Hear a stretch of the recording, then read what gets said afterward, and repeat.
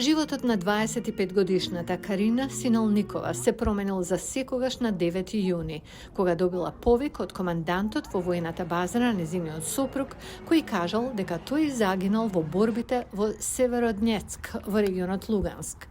Незиниот сопруг, Олександар Синолников, бил лекар со воено искуство од војната во Донбас.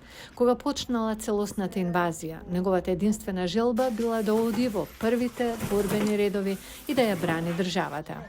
Ги искористил сите воени контакти за да се пријави како воен лекар на 2 јуни, недела пред да биде убиен.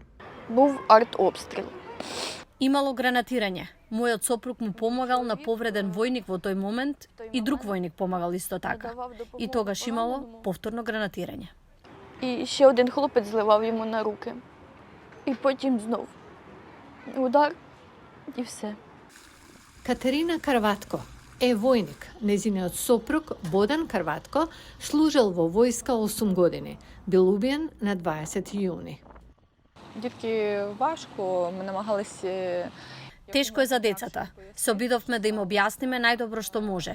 На почетокот беа добро, но потоа почнаа да прашуваат дали нивниот татко починал. Им кажавме дека починал и дека сега сме само ние тројца и оти мора да бидеме силни.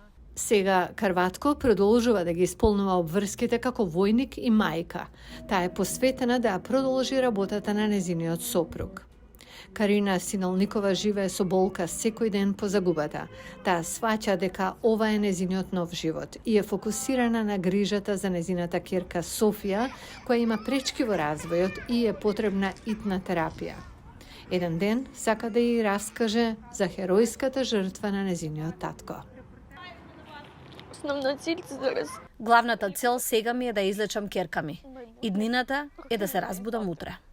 И жените, и децата во моментов добиваат поддршка од хуманитарниот фонд Деца на херои, кој работи да се адресираат сложените потреби на децата кои загубиле еден или двајца родители. Перший – це екстрена допомога. Прво треба итна помош со евакуација, релокација и финансиска помош. Исто така помош и со основни хуманитарни потреби. Она што е основно и важно е психолошката помош. Имаме лекарска асистенција. Војната уништи живот на многу жени во Украина, но не е и нивната желба да се борат понатаму.